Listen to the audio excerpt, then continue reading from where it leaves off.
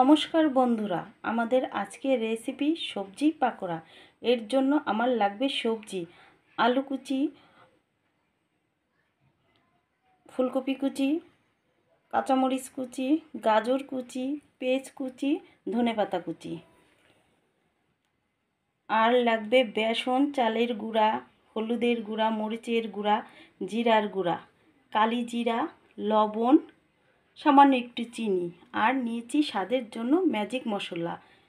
এখন আমি পাকোড়ার জন্য এটা মেখে নেব। পাকোড়ার জন্য আমি সব কিছু একসাথে মেখে নিয়েছি। এখন এর মধ্যে দিয়ে দিব ম্যাজিক মশলা, দিয়ে এখন আমি ভাজার জন্য চুলায় চলে যাব। পাকোড়াগুলো ভাজার জন্য আমি পাকোড়ার শেপ দিয়ে নিয়েছি। এখন আমি চুলায় চলে যাব। চুলায় আমি একটি কড়াই বসিয়ে নিয়েছি। কড়াই গরম করে আমি সয়াবিন তেল দিয়ে দিয়েছি। এখন এক এক করে পাকোড়াগুলো ছেড়ে দেব।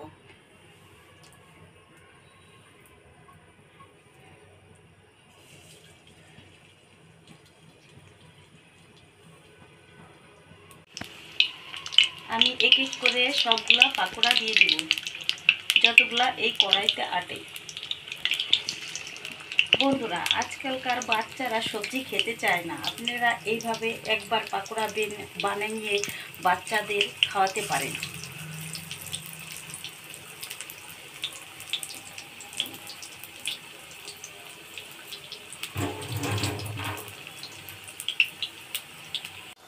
বন্ধুরা, তেলের মধ্যে যতগুলো আসছে আমি সবগুলা পাকোড়া দিয়ে দিচ্ছি।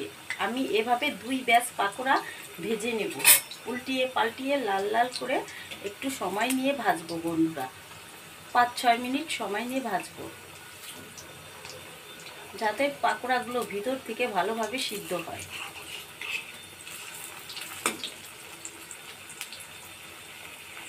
বন্ধুরা, 5-6 মিনিট সময় নিয়ে আমি পাকোড়াগুলো উল্টিয়ে পাল্টিয়ে লাল লাল করে ভেজে নিয়েছি।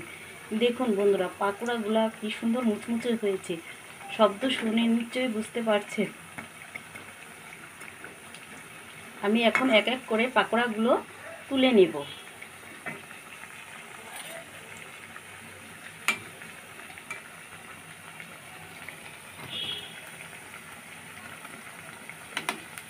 আমি এক এক করে সব পাকোড়াগুলো তুলে নেব।